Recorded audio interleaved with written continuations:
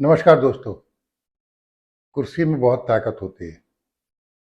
कल तक जो कयास लग रहे थे कि अतुल प्रधान टिकट कटने पर समाजवादी पार्टी छोड़ देंगे, भारतीय जनता पार्टी ज्वाइन कर लेंगे, लेकिन विधानसभा की सदस्यता छोड़ना आसान नहीं होता।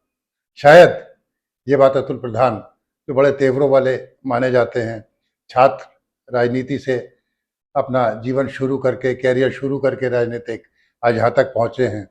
देर सवेर शायद उनकी समझ में आ गया कि विधायकी छोड़ना उचित नहीं होगा, और उन्होंने जो बातें पिछले दिनों कही थी कि मैंने हाईकमान, सपा हाईकमान से ये कहा वो कहा, आज वो उन सबसे थोड़ा पीछे हटते नजर आए और उनके तेवर बड़े नरम थे। अगर हम ये भी कह सकते हैं कि थोड़ा सा बैकफुट पर आए। आज उन्होंने पत्रकारों से अपना टिकट कटने के बाद क्या बातचीत की, लीजिए सुनिए अतुल प्रधान की आवाज। समाजवादी पार्टी की वो उम्मीदवार हैं, इसका कोई प्रश्न ही नहीं उठता कि उनको चुनाव न लड़ाए। अतुल जी, साफ सीधी सी बात, जब आपने कहा कि कल पर्चा भरा उन्होंने।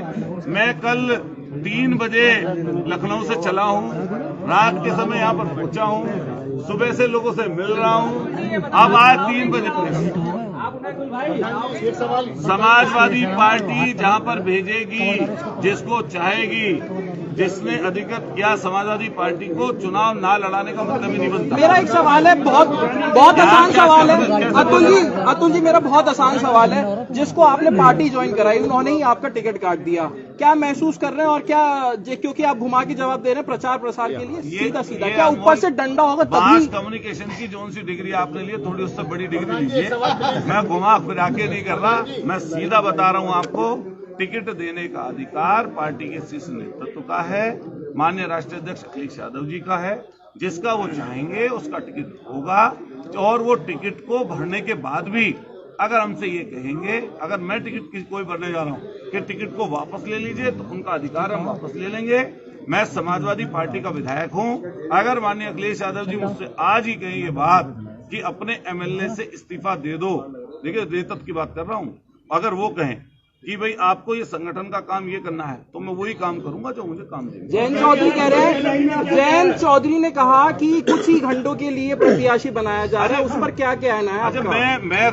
मैंने अपनी प्रेस की आपसे बुलाई है, और जयंत चौधरी जी ने जो बोला है या सोशल मीडिया पे जो चीज चल रही है, क्या पता ऐसी चल रही है जैसे कल से हमारी खबर चल रही है। प्रधान जी, एक सवाल हमारा, उन्होंने तो बाकायदा ट्वीट करा है सोशल मीडिया पे। मैं पूछूंगा, आप लाइव है सर? नहीं, मैं 2 सवाल पूछूंगा आपसे, बहुत देर आपसे बात करूंगा। इधर को देख के अच्छा बता दीजिए। हमारे ऑफिस में सूचना यह है रिपब्लिक भारत में कि आप जेपी नड्डा से मिले हैं, क्योंकि वो हरिद्वार जा रहे हैं, क्या ये सही है? मैंने सीधी बात बता दी आपको, ये फेक न्यूज है, गलत न्यूज है। और मैं फिर कह रहा हूं, ये पब्लिक प्लेटफॉर्म पर इस तरह की न्यूज खबरें चलाना अच्छा ये बताओ, कोई दल पार्टी किसी में जाता है आता है तो क्या पता नहीं चलती लोगों को? मैं प्रेस क्यों बुला, मैंने इसीलिए प्रेस बुलाई कि जिससे मैं वो भ्रांति दूर कर दूं। और कभी मैं जिस तरह का व्यक्ति हूं, मैं इस तरह का व्यक्ति हूं, अगर दल पार्टी की कोई बात होती तो मैं राष्ट्रीय अध्यक्ष, माननीय राष्ट्रीय अध्यक्ष अखिलेश यादव जी को बता के आता है। अच्छा सलीम भाई बताओ, आप पार्टी छोड़ रहे हैं या नहीं? चुनाव लड़ाएंगे या नहीं? लड़ाएंगे तो कैसे लड़ाएंगे? एक शब्द में बता दो ये बात। एक लाइन में जवाब ये है, जो पार्टी का दिशा निर्देश हो सब मानेंगे हम। दिशा निर्देश ये माला है कि सरकार को, जो सरकारी पार्टी है उसको चुनाव हारनी चाहिए वो पार्टी। अच्छा, आप कह रहे हैं पार्टी का निर्देश मानेंगे, क्या आप अपनी भाभी को चुनाव लड़ाने जाएंगे या नहीं?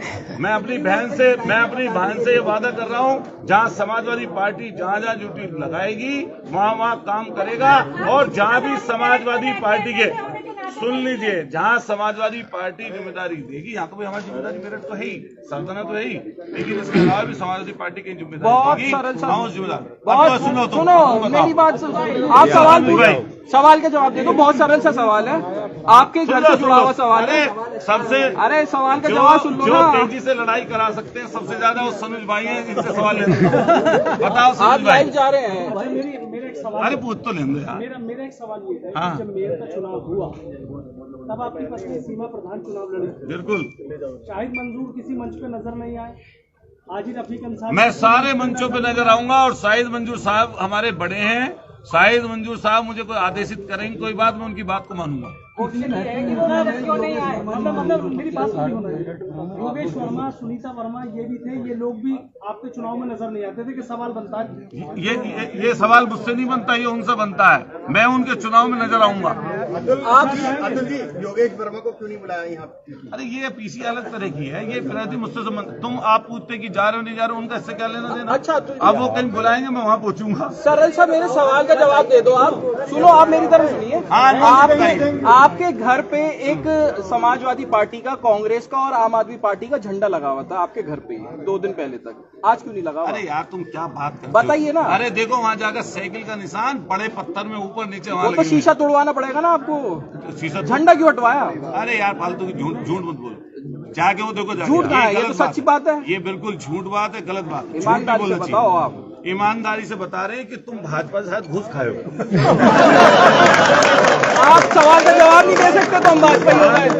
आप सवाल का जवाब नहीं दे रहे हो तो सवाल का जवाब नहीं दे रहे हो तो हम भाजपाई हो गए। ये क्या बात होती है? इस तरह का विरोध आप भी मत करिए। जाके देखिए समाजवादी पार्टी की झंडा उतर गया आपका। बड़ी प्लेट लगी है। और नहीं, आप जिस तरीके के नेता है उस तरीके की लैंग्वेज मैं भी बता रहा हूँ, यहाँ पर पार्टी कार्यालय नहीं है। पुलिस की गार्ड इंस्पेक्टर का हमारे पास फोन आया। इंस्पेक्टर ने कहा आपके यहाँ झंडा समाजवादी का लगा है। मैंने कहा ये शीशा नहीं उतरेगा, हम परमिशन ले लेंगे।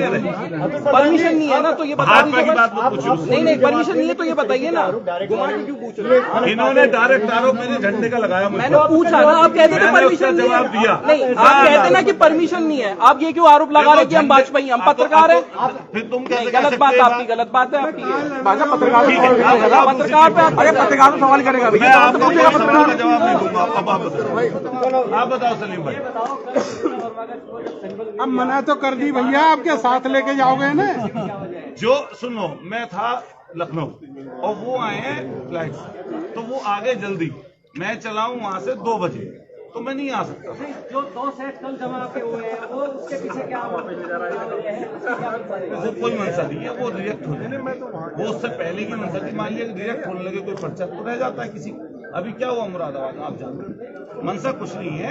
समाजवादी पार्टी के अधिकृत प्रत्याशी जो है समय पर उन्हीं के साथ भैया नाम